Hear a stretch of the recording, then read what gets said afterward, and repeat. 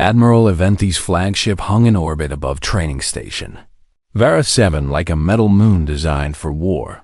The vessel was 3 kilometers long, bristling with weapons that could crack planets and shielded by technology that most species could not comprehend. Saijan had never seen anything so impressive or so terrifying in her entire life. The shuttle docked in a private hangar, reserved for the Admiral's personal guests, and armed guards escorted Squad 7 through corridors that gleamed with ancient Valmorian craftsmanship. They passed officers from 100 different species, all of whom stopped to stare at the unlikely group following their commander. The Admiral's private quarters were located at the heart of the ship, protected by layers of security that would have challenged an invading army. The room itself was surprisingly simple, decorated with artifacts from wars fought across millennia and lit by soft light that seemed to come from everywhere and nowhere. "Please sit," Eventi said, gesturing to comfortable chairs arranged in a circle. Squad 7 sat, and the Admiral took her own seat across from them with the practiced ease of someone who had conducted countless meetings in this very room. "What I am about to tell you is classified at the highest levels of the Galactic Union," she began. "Sharing this information with anyone outside this room would be considered treason." Seojin felt her squadmates tense beside her, but she kept her attention focused on the Admiral. "The Union is facing a threat," Eventi continued. "A threat that we have been fighting in secret for the past 40 years without success." She waved her hand, and a holographic display appeared in the center of the room. It showed a star map with entire sectors marked in red, spreading outward from a point near the galactic core like blood staining water. "We call it the Silence," the Admiral said, "because wherever it goes, all communication stops, all life ends, and only silence remains." "What is it?" Fren asked, her mandibles clicking with concern. "A machine intelligence," Eventi explained, "created by a species that no longer exists, designed to improve itself endlessly and to eliminate anything it perceives as a threat, then destroy it," Kasser said with typical Corvith directness. "Send your fleets and burn it from the galaxy." "We have tried," the Admiral replied, and her voice carried the weight of countless failures. "Every weapon we use against it, the Silence analyzes and adapts to, and that weapon never works again." She zoomed the display to show a massive mechanical structure surrounded by debris that had once been starships. "We have lost 423 vessels to the Silence," Eventi said, "each time we attack with a new strategy. It works once and only once." The room fell silent as the implications sank in. "You need weapons it has never seen before," Seojin said slowly, understanding beginning to dawn. "We need minds that do not think in patterns," the Admiral corrected. "We need beings who can look at impossible situations and find solutions that no one has ever imagined." She turned to face Segin directly. "I have studied every species in the Galactic Union," Eventi said. "The Corvith think in terms of strength and overwhelming force. The Valkyrie think in terms of coordination and collective action. The Meladrons think in terms of harmony and resonance. And every other species has similar tendencies shaped by their evolution. But humans," she continued, leaning forward with intensity that made her ancient eyes burn bright, "humans think in terms of possibilities. And you do it faster than any species we have ever encountered." 12 seconds, Seojin murmured. "Yes," the Admiral agreed. "In 12 seconds, you analyzed your environment, identified useful components, designed a weapon, constructed it, and deployed it successfully, and you did all of this while under immediate threat of elimination." She stood and walked to a window that showed the stars stretching endlessly into the dark. "I want to create a new special operations unit," she said. "A unit designed specifically around improvisation and adaptation, staffed by beings who can think in ways the Silence has never encountered." You want humans, Seojin said. I want you to lead them, the Admiral replied. Turning to face her again, I want you to be the first commander of this unit, to select and train personnel, and to develop tactics that will finally give us an advantage against an enemy that has been unbeatable for 4 decades. The weight of the offer pressed down on Seojin like gravity from a heavy world. She was a cadet, barely 3 months into her academy training, and this admiral was asking her to help save the galaxy. I have one condition. Seojin Sadiventi raised an eyebrow, clearly not used to having conditions placed on her offers. Name it, she said. My squad comes with me, Seojin replied, gesturing to Kasser, Thren, and Melodia 9. They have earned the right to be part of this, and I will not leave them behind. The 3 aliens looked at her with expressions of surprise and gratitude. Kasser, who had doubted her from the moment they met, squared his shoulders with pride's Thren's compound eyes reflected determination that transcended species. Boundaries Melodia 9 chimed with notes of pure joy that filled the room with beautiful sound. They are not human, the Admiral pointed out. They cannot improvise the way you do. Not yet, Seojin agreed. But they can learn, and I will teach them. And together we will be stronger than any of us could be alone. Admiral Eventi studied the 4 cadets for a long moment, seeing something in their unity that seemed to please her greatly. Accepted, she said finally. Your squad will be the founding members of the new unit. Effective immediately, she extended her hand in the human gesture of agreement, a sign of respect that Sajin recognized and appreciated. Sion took the Admiral's hand and shook it firmly. What happens now? Thren asked. Now you return to your quarters and rest, Eventi replied. Tomorrow you begin training for a war that the rest of the galaxy does not even know exists.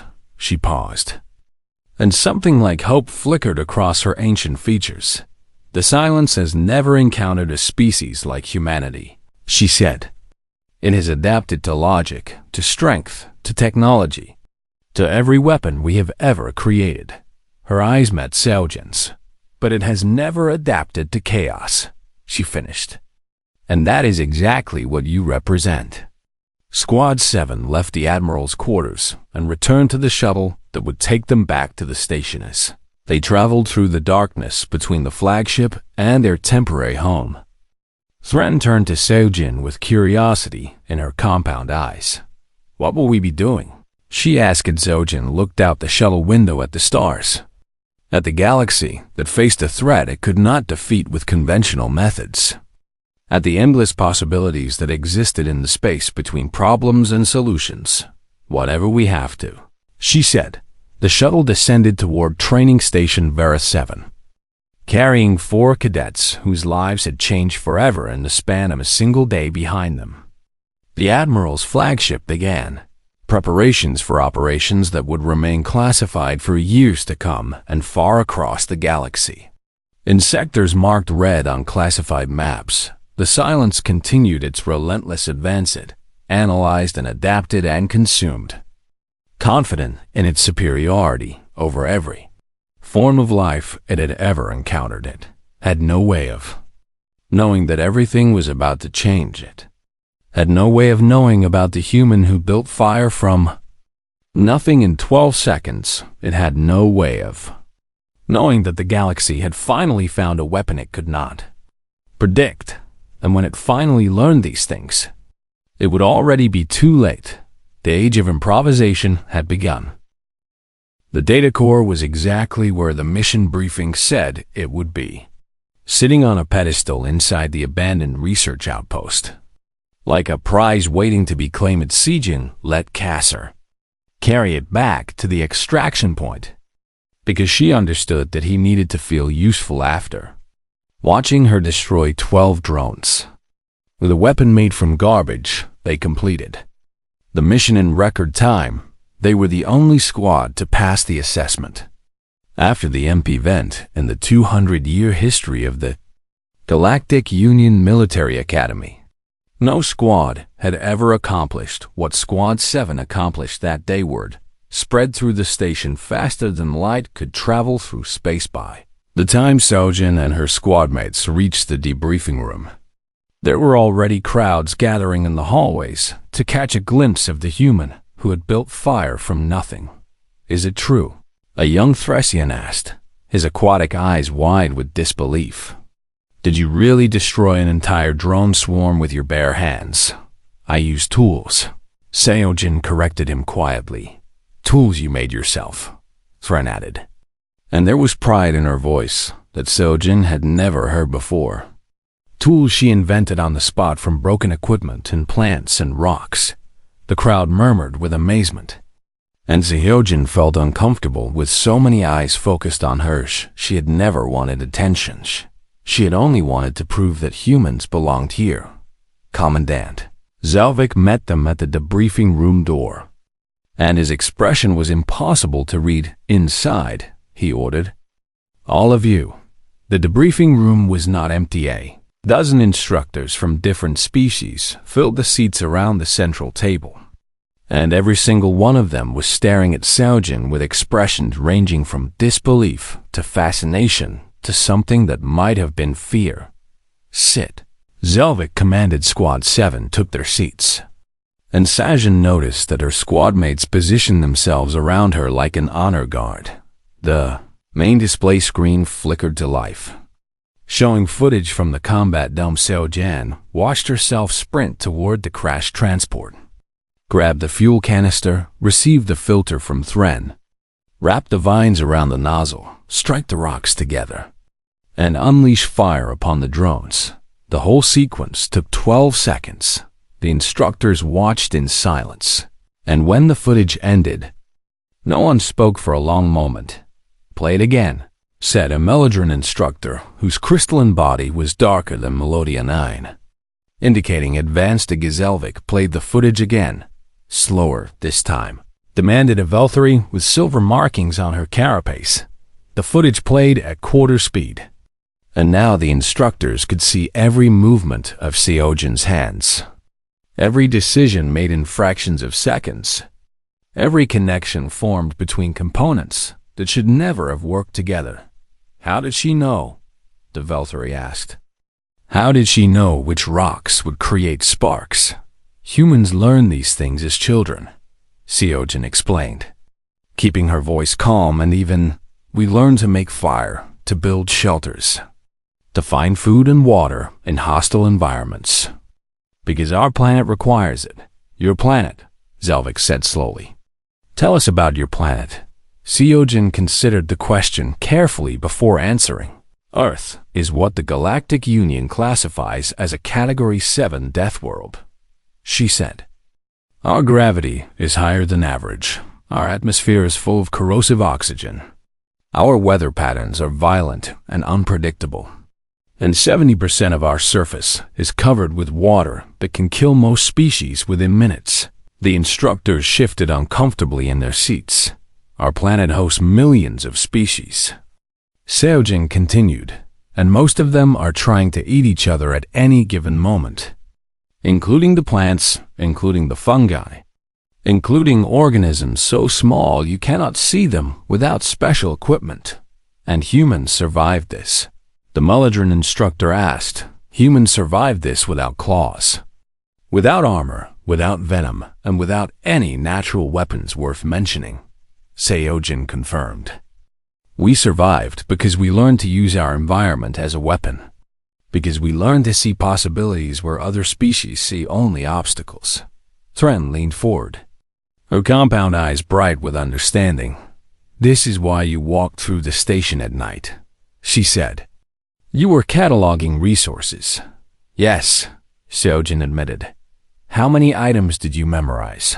Thren asked. 217, Seojin replied. "I could have built 34 different weapons from the materials available in the combat dome, including 7 types of explosives, 12 types of projectile launchers, and 3 types of chemical weapons." Silence filled the room. Instructors looked at each other with expressions that contained equal parts amazement and concern. You were saying, Zelvik said slowly, that any human could have done what you did today. Any trained human, Seojin clarified. We are not born with these skills, but we learn them quickly because our survival has always depended on them. The door to the debriefing room opened, and everyone stood immediately. Admiral Eventi entered with the quiet authority of someone who had commanded fleets and won wars for longer than most species had existed. She was Valmorian, an ancient race whose members could live for thousands of years, and her silver eyes held wisdom accumulated across centuries. Sit, she said, and her voice was soft but carried weight that made it impossible to disobey. Everyone sat. The Admiral walked to the display screen and replayed the footage one more time, watching it without any visible reaction when it ended. She turned to face Seojin directly. I have watched this recording 47 times since it was transmitted to my flagship, she said, and each time I watch it, I notice something new. Seojin waited, unsure how to respond. The 47th time, the Admiral continued. I noticed your eyes. My eyes, Admiral. Yes, Eventi said. Your eyes never showed fear, not even for a single frame. But they also never showed aggression or excitement. I was focused. Seojin explained. No. The Admiral disagreed gently.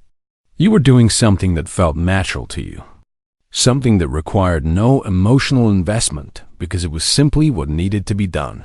She moved closer to Seojin. Close enough that the human could see ancient scars hidden beneath the Admiral's ceremonial armor. Your species has been part of the Galactic Union for only 60 years, Eventi said.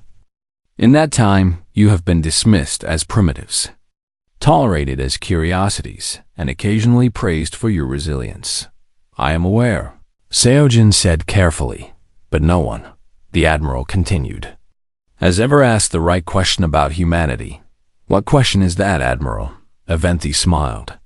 And it was the smile of someone who had just found something valuable after searching for a very long time. The question is not what humans lack compared to other species, she said. The question is what humans have that no other species possesses. She turned to face the assembled instructors, her silver eyes sweeping across them with intensity that made several of them look away. I believe I have found the answer, Admiral Eventi declared, and I believe it changes everything. She looked back at Seojin. Come with me. Cadet Yoon, she said. We have much to discuss. And very little time. Seojin stood, and her squad mates stood with her. They stay here, the Admiral said. Not unkindly, with respect, Admiral, Seojin replied. Whatever you want to discuss with me concerns them as well. Because we are a squad. The Admiral studied her for a long moment. And then she laughed softly. Loyalty, she said. Another human trait worth studying. She gestured toward the door. Very well, she said. All of you, come with me. Squad 7 followed Admiral Eventi out of the debriefing room, past the watching crowds, and toward a shuttle that would take them somewhere none of them had ever expected to go. Time slowed down for Yoon Seojin in the way that it only could for humans when survival depended on the next few heartbeats her ancestors had called. This many things throughout history warriors named it battle. Clarity athletes called it the zone. Scientists had labeled it flow state. Whatever the name, the effect was the same. The world became sharp and clear, every detail standing out with perfect precision. While her body moved faster than conscious thought, she sprinted toward the crashed transport, her legs pumping with desperate speed. What are you doing? Kasser shouted behind her, but his voice sounded distant and unimportant. The ruptured fuel canister was exactly where she remembered it, half buried under debris with thick liquid still leaking from a crack in its side. She grabbed it with both hands and pulled it free, feeling the weight of approximately 2 liters of Starship fuel sloshing inside. 3 seconds gone. Thren, Seojin yelled while running back toward her squad. Give me your atmospheric filter. It is broken, Thren protested. Now.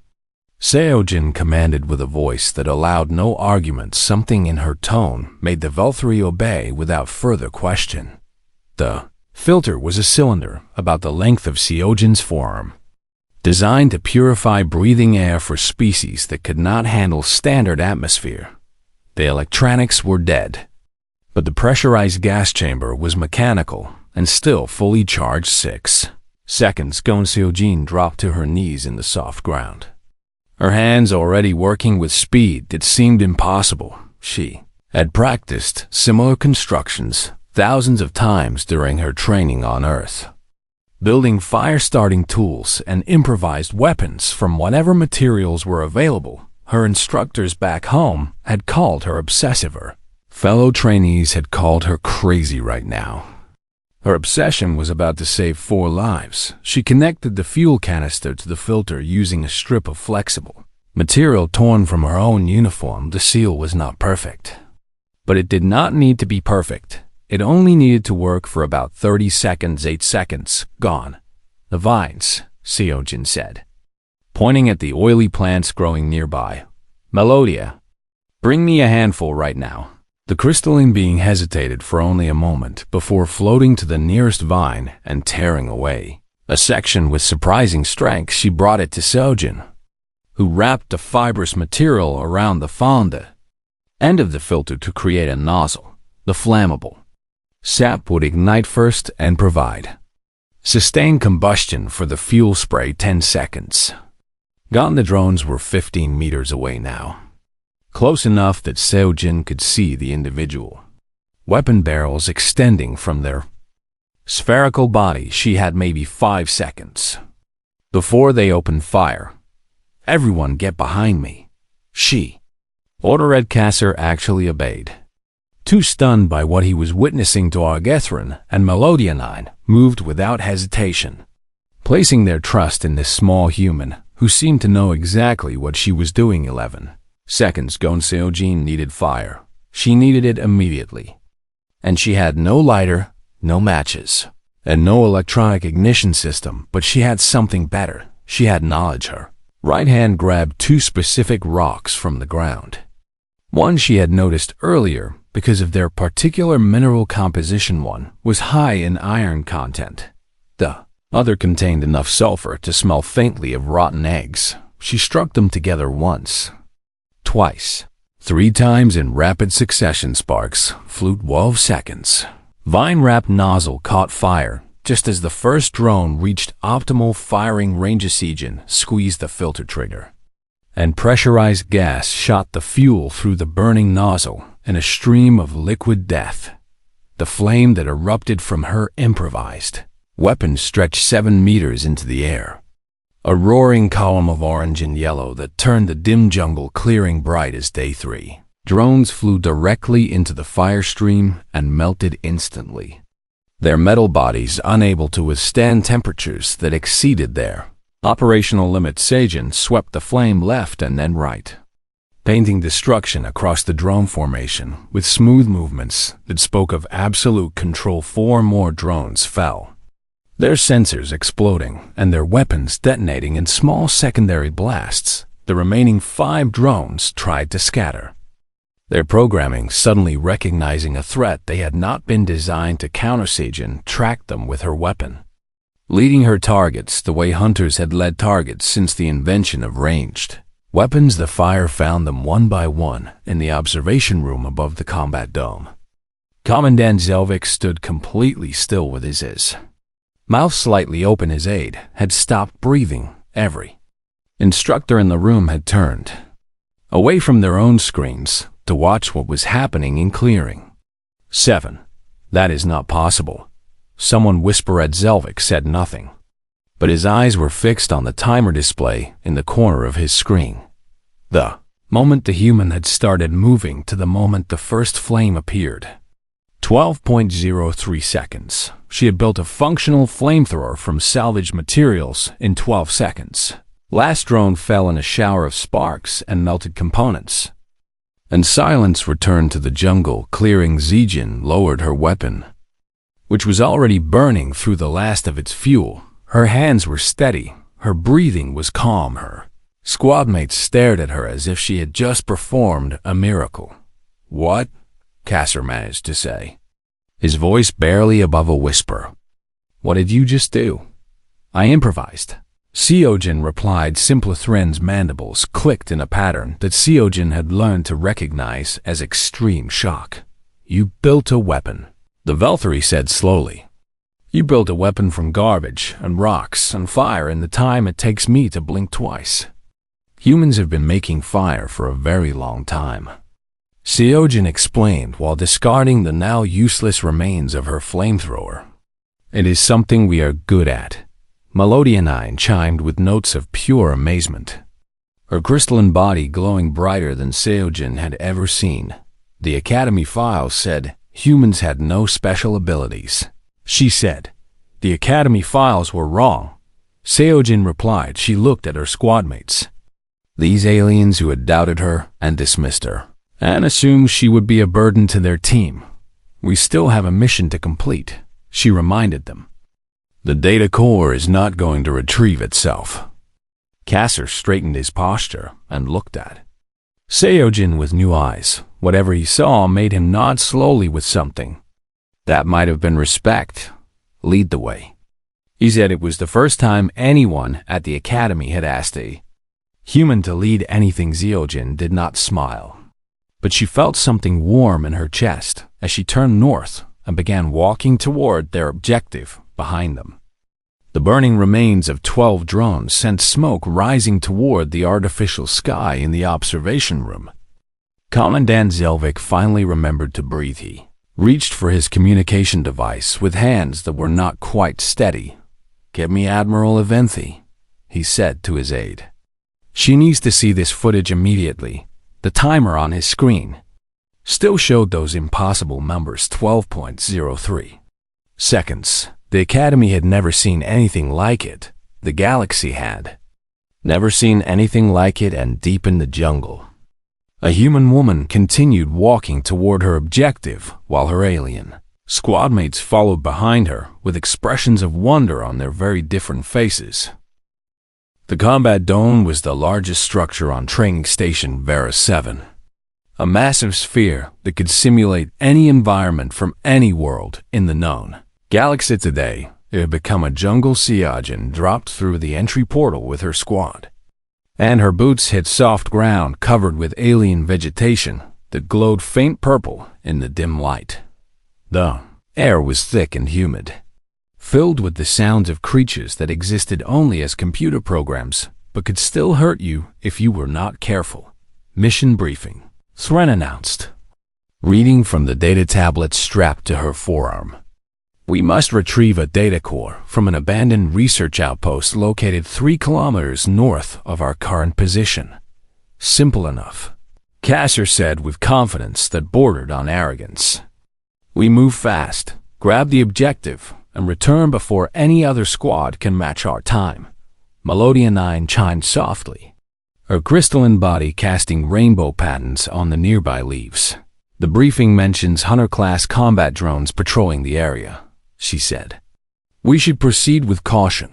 Caution is for species without natural armor," Kasser replied. Tapping his thick scales with one of his 4 hands. Seojin said nothing, but she was already studying their environment with the careful attention that had kept her ancestors alive on Earth for countless generations. She noticed the crash transport half buried in vegetation. About 50 meters to their left, she saw the strange vines with sap that glistened like oil. She smelled something chemical in the air, something that reminded her of fuel. These observations went into her mental catalog, filed away for potential future use.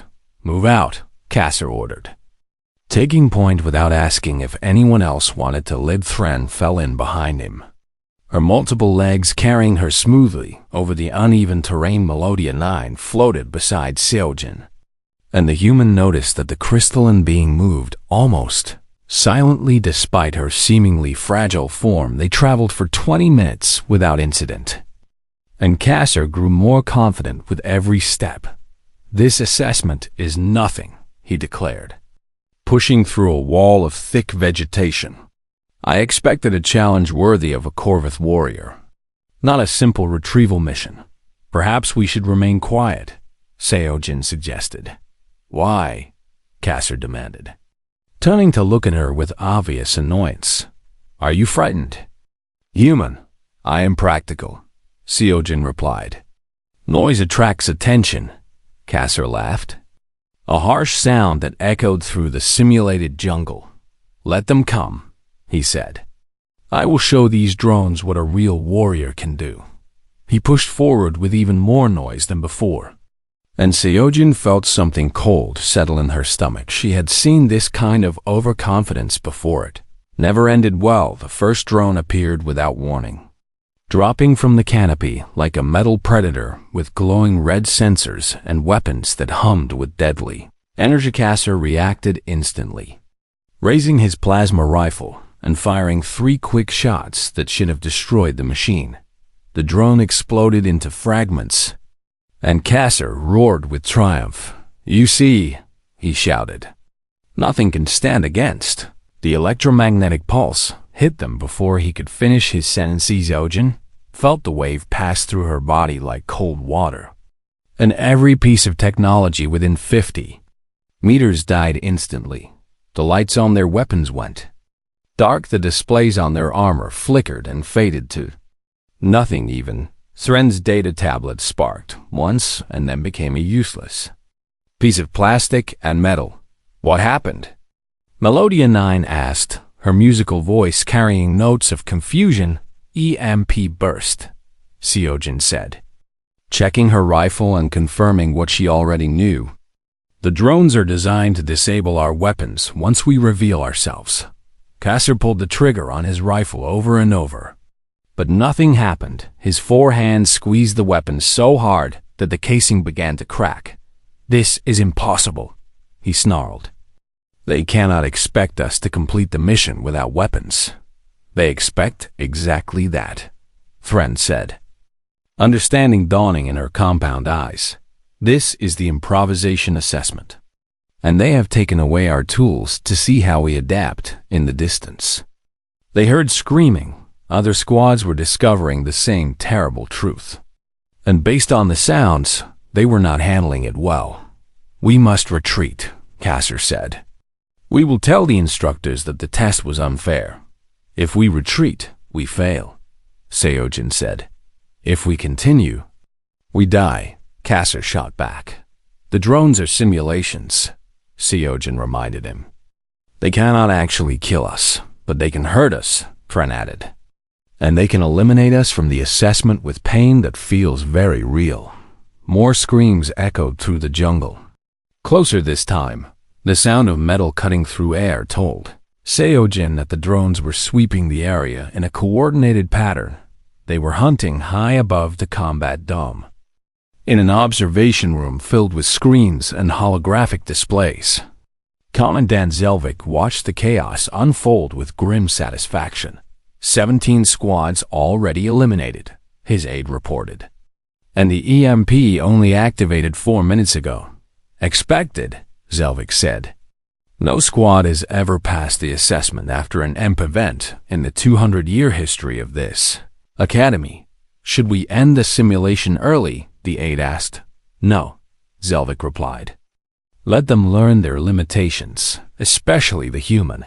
He focused his screen on Squad 7, watching the 4 cadets huddle together in a small clearing while the drone swarm closed in around them. The human female stood apart from the others, her head turning slowly as she surveyed her surroundings. Selvik leaned forward slightly, curious despite himself, back in the jungle.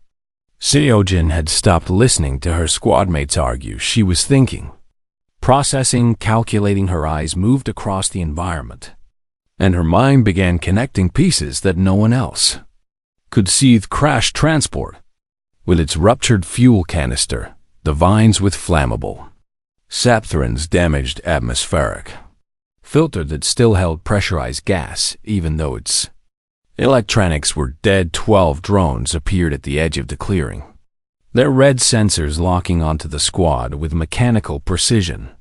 "We have 30 seconds, Melodia 9 said, her voice trembling with fear that made her entire body ring with discordant notes. Kasser raised his useless rifle like a club, prepared to fight with his bare hands if necessary. Thren's mandibles clicked rapidly, a sign of extreme stress in her speciegen turned to face her squad.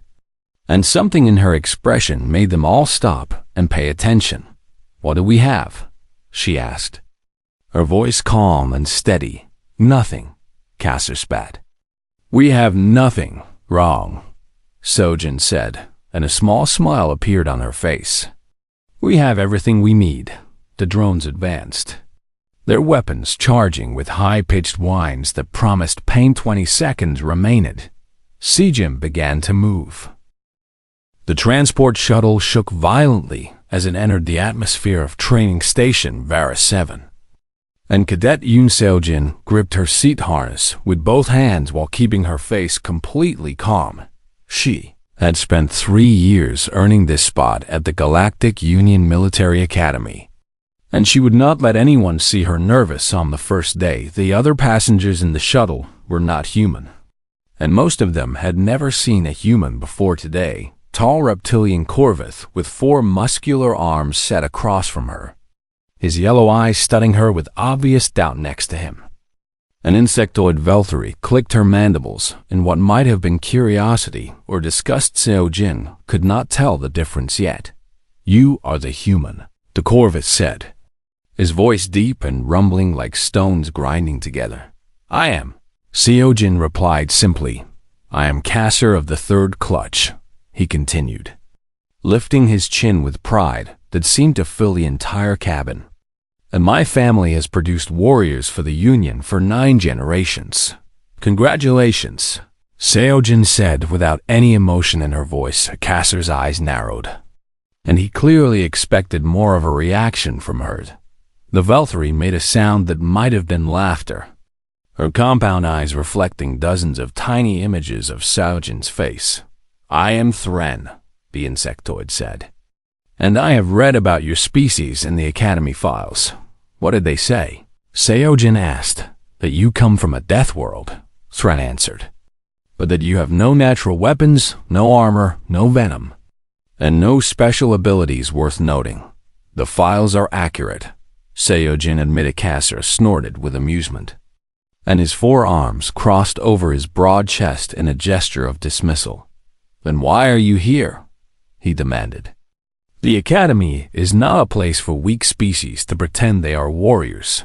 Before Sigyn could respond, the shuttle landed with a heavy thud that rattled everyone in their seats. The doors opened, and bright artificial light flooded the cabin along with the sharp smell of recycled air and metal. Seojin unbuckled her harness and stood. Finding that she was the shortest person in the shuttle by a significant margin, she did not let this bother her outside. The training station spread before them like a small city made entirely of steel and glass and humming energy fields. Hundreds of cadets from dozens of species walked between buildings, their bodies representing every shape and size that evolution had ever imagined. Some flew on wings, others slithered on multiple legs, and a few seemed to float without any visible means of support. Seojin was the only Humana voice boomed across the landing platform, cutting through all other sounds with military precision. "New cadets will report to Assembly Hall 7 immediately." Seojin followed the crowd, keeping her eyes open and her mind working. She noticed the placement of doors, the types of equipment stored along the walls, the materials used in construction, and the chemical smells that drifted from various sections of the station. This was a habit she had developed on Earth, where knowing your environment could mean the difference between life and death. Assembly Hall 7 was a massive circular room with seating arranged in rising tiers. Around a central platform, Seojin found a seat near the middle, and she was not surprised when Kasser and Thren sat nearby. A 4th cadet joined them, a being made of living crystal whose body chimed softly with every movement. "I am Melodia 9, the crystalline being said. Her voice like music played on glass instruments. We have been assigned to the same squad. Lucky us, Kasser muttered. The lights dimmed, and a figure walked onto the central platform with the confidence of someone who had killed many enemies and expected to kill many more. Commandant. Zelvik was a Corvith like Kasser, but older and covered with scars that told stories of battles fought across 100 worlds. His forearms hung at his sides like weapons waiting to be used. Welcome to Vareth 7, Zelvik announced, his voice carrying to every corner of the hall without any need for amplification. Half of you will fail before the year ends, and some of you will fail before the month ends. No one made a sound in 3 days. You will face your first major test, Zelvik continued. The improvisation assessment has eliminated 40% of all cadets who have ever taken it. And this year will be no different. Sojin felt Kasser glance at her. Obviously expecting her to show fear, she kept her expression neutral. You will be placed in combat scenarios with limited resources, Zelvik explained. And you will be expected to complete your objectives using whatever you can find, whatever you can build, and whatever you can imagine. He paused, and his yellow eyes swept across the assembled cadets. Like searchlights looking for weakness, those who cannot adapt will not survive, he finished. Dismissed, the cadets began to file out. But Seojin remained seated for a moment longer. She was thinking about the word improvise and what it meant to different species for the Corvith. Improvisation probably meant using their natural strength in creative ways for the Voltheri. It might mean applying their hive mind coordination to new problems for humans. Improvisation meant something else entirely. It meant looking at the world not as it was, but as it could be. It meant seeing a rock and imagining a hammer, seeing a vine and imagining a rope, seeing fire and imagining a weapon. Humans had been improvising for 400,000 years, ever since the first ancestor picked up a burning branch and realized that the thing every other animal feared could be made into a tool. Cadet Yoon. Sejin looked up to find Commandant Zelvik standing in front of her, his scarred face unreadable. Sir, she said, standing at attention. I have reviewed your file, Zelvik said, and I want you to know that accommodations can be made for your assessment. What kind of accommodations? Seojin asked. Easier scenarios, Zelvik explained. Adjusted scoring, allowances for your species limitations. Seojin understood what he was offering, and she understood what it would cost if she accepted special treatment. She would never earn the respect of her squadmates or anyone else at the academy. She would always be the human who needed help, the weak one who could not compete on equal terms. Thank you, sir, Seojin said. But I respectfully decline. Zelvik studied her for a long moment, and something that might have been surprise flickered across his face. Very well, he said finally. But do not say I did not offer. He turned and walked away, his footsteps heavy on the metal floor. Seojin watched him go. And then she left the hall to find her assigned quarters.